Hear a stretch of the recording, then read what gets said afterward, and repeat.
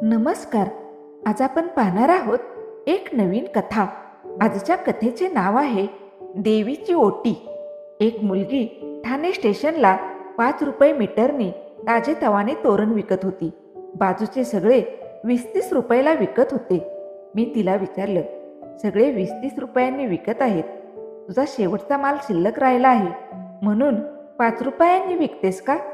ती थोडं थांबली व मला म्हणाली, दादा, आयुष्यात पहिल्यांदाच रस्त्यावर बसून विकते फुलं. बाप नाही, आई निघून गेली. आजी सांभाळते मला. सकाळी 100 रुपये दिले आजीने डाळ तांदूळ आणायला. विचार केला म्हातारीला गिफ्ट द्यावं म्हणून ट्रेन पकडून ठाण्यात आले दुपारी 3 वाजता. फुलं, दोरा, सुई विकत घेतली. 80 रुपये खर्च झाले. पहिले मी पण 20 रुपयांना विकले.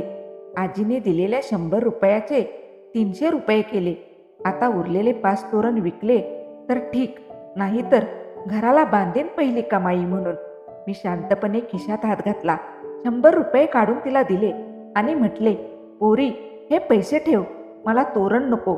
माझ्याकडून तुला तुझ्या मेहनतीचे गिफ्ट.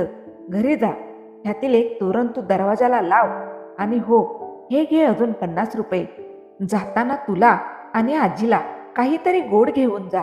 कालच बायको म्हणत होती देवीची ओटी जरा वेगळ्या पद्धतीने भरू. आज तिची इच्छा पूर्ण झाली.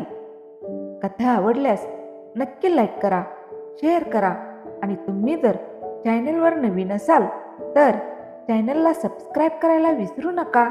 धन्यवाद.